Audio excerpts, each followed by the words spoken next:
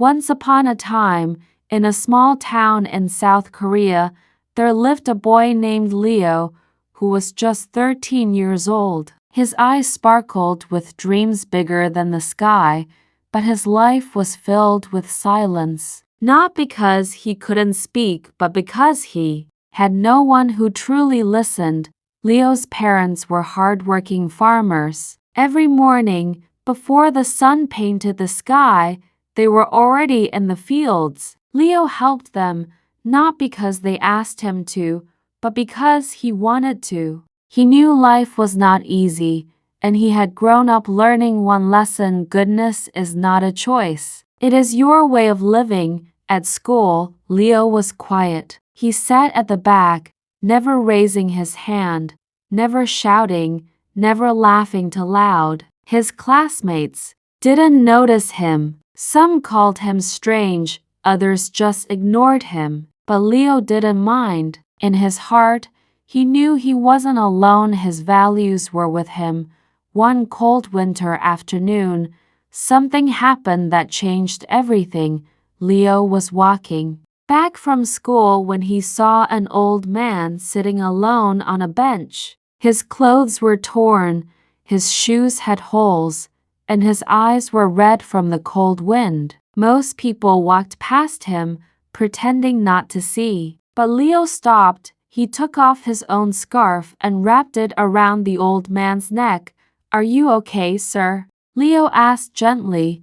The old man smiled with cracked lips. "Thank you, child. Nobody even looks at me." Leo didn't say much. He ran home, grabbed his old lunchbox, filled it with warm rice and some soup, and ran back to the bench. The old man's hands trembled as he ate.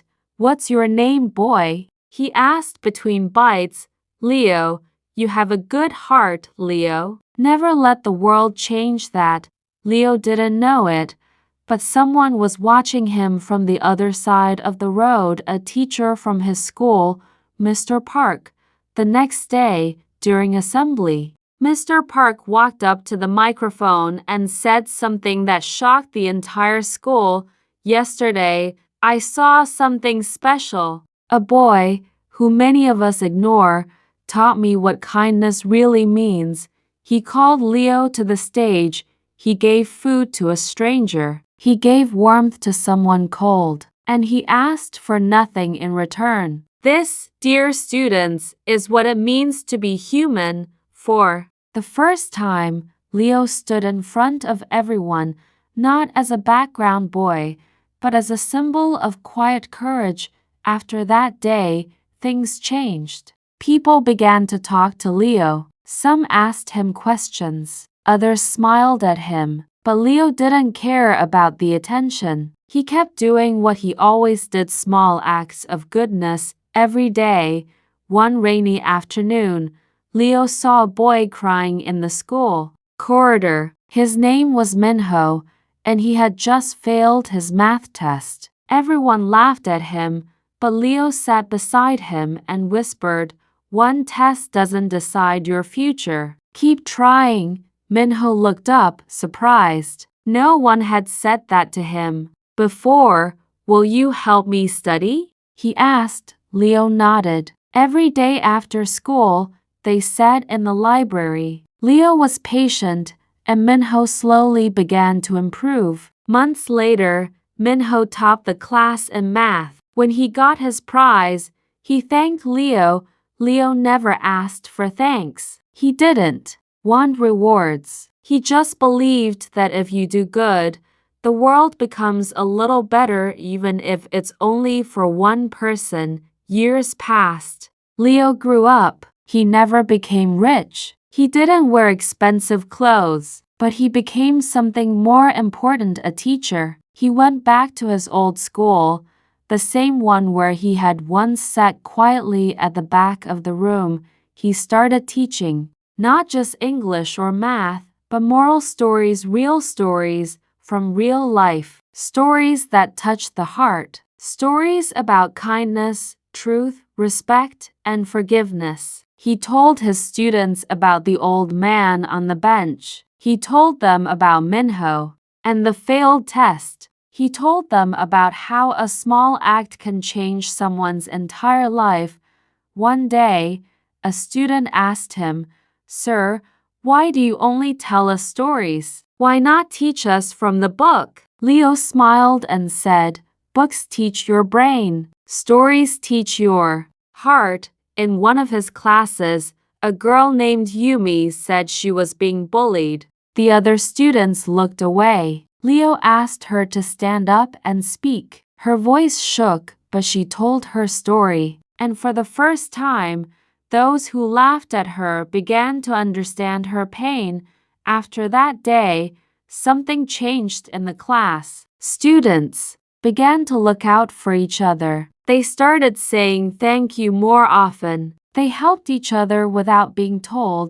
Leo's classroom became more than a room. It became a space of light.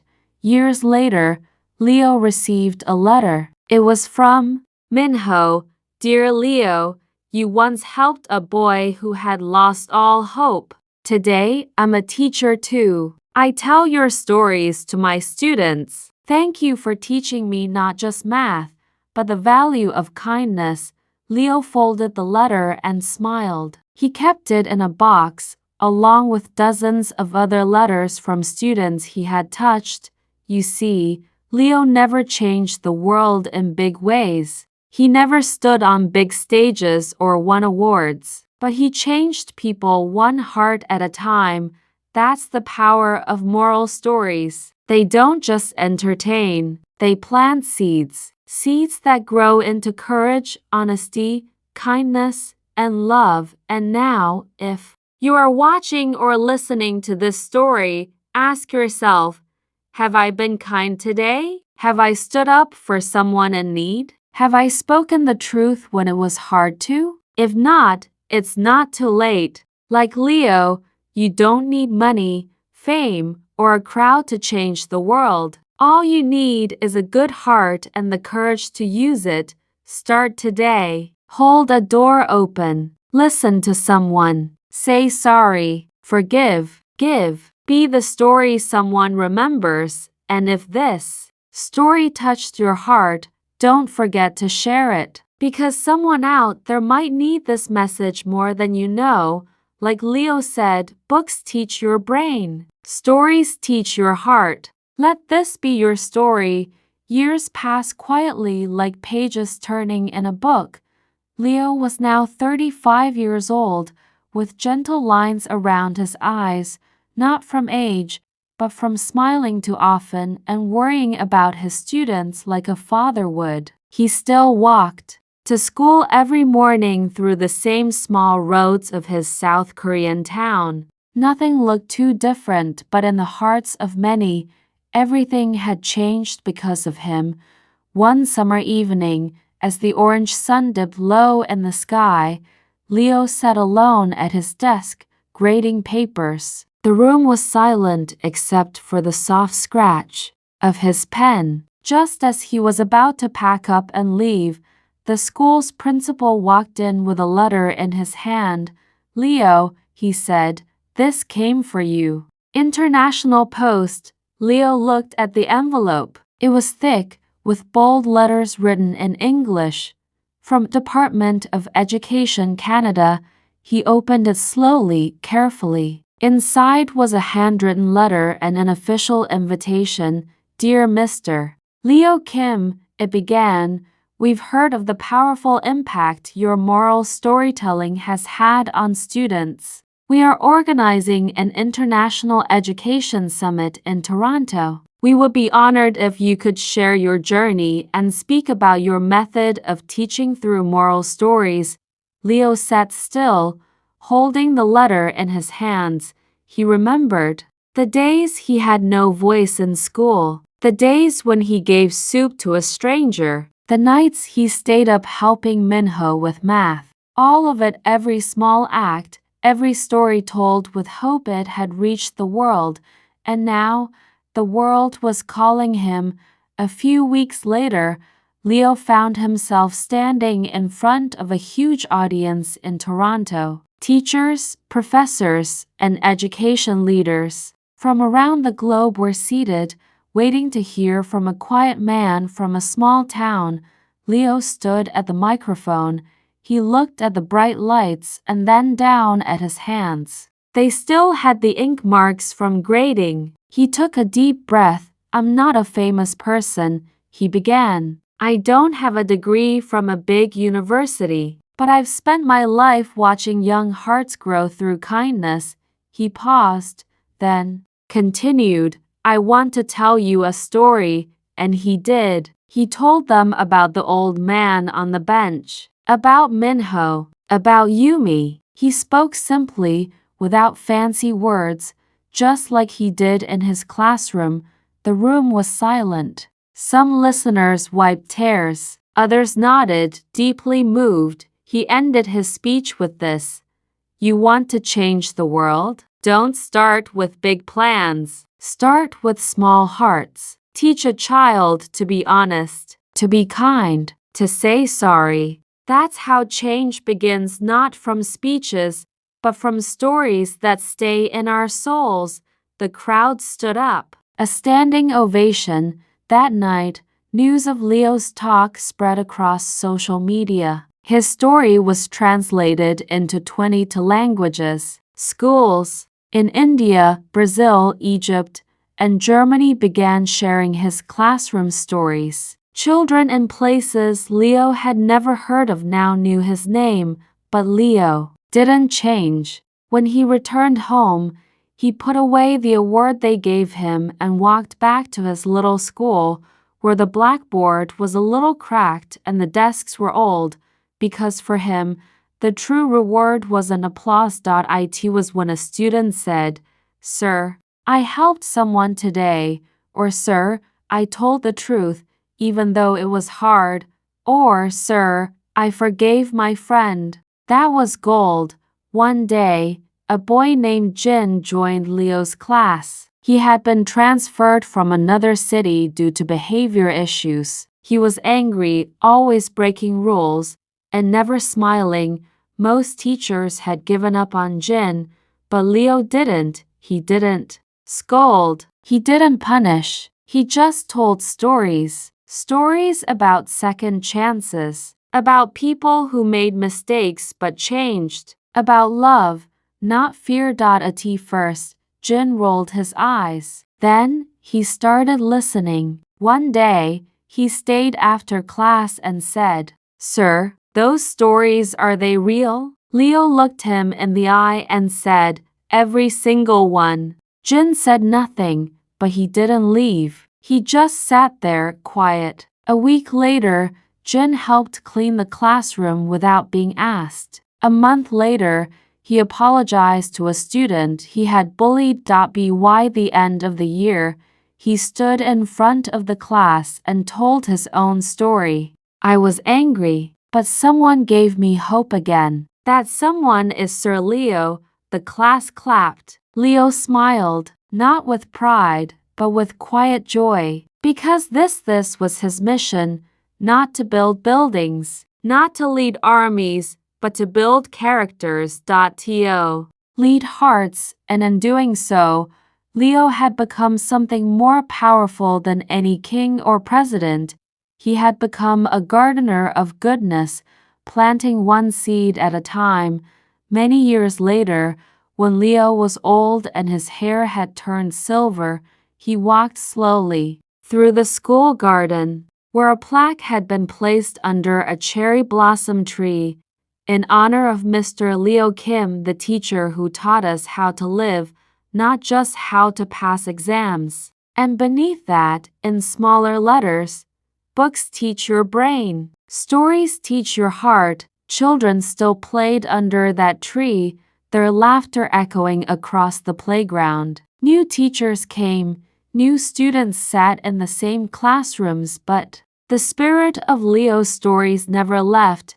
And somewhere in the world, a child who heard one of Leo's stories was choosing kindness over anger, truth over lies, forgiveness over hate, because that's what stories do. They live on. They become us. And so, If this story lit a little light in your heart, don't let it fade. Tell it to someone. Be the Leo in your world. Start small. Start now and never forget. The world doesn't change by itself. It changes when you do. Thank you for being a part of this story. Please like, comment, and subscribe if you believe in the power of good hearts and great stories. We'll see you in the next one. Until then, keep being the story worth telling. Years passed again, like soft whispers through the trees.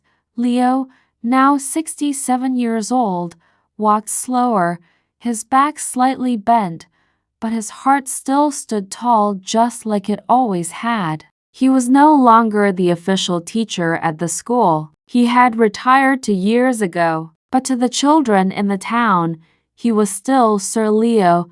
They visited him at home almost every day. Some came with their homework, others with questions about life, but most came just to hear one of his stories, those special stories that felt like warm soup on a cold day. One evening, a young girl named Hannah, only 12 years old, knocked on his door with teary eyes. Leo opened it and smiled. "Come in, little one. What's troubling your heart?" She sat down on the old wooden floor and said softly, "My parents are getting divorced. I don't know what to do. I feel like everything is breaking." Leo looked into her eyes and nodded slowly. Then he reached for a book from his shelf and opened it to a blank page. "I want to tell you a story," he said. "Not from this book, but from my life." And so he began. "When I was 10, Leo said, I lost my sister. She was sick, and no doctor could help her. For weeks after she passed, I didn't speak a word. My world had gone dark." Hannah listened closely, eyes wide. "But one day," he continued, "my grandfather took me to a hill at sunrise. We sat in silence. The wind was soft. The sky was orange. And then he said something I've never forgotten." Leo paused and looked at her. He said, "Leo, the sun doesn't stop rising just because we're sad. It rises because we're sad. It rises to remind us that even the darkest night ends with light." A tear rolled down Hannah's cheek. Leo wiped it gently and whispered, "You don't have to fix everything. Just don't close your heart. Your story is still being written." That night, Hannah went home not with all the answers, but with hope, and that's often more powerful. The next morning, she stood in front of her class and read aloud a story. She had written about a little bird who lost its wings but learned to fly again through the wind of kindness. Her teacher cried.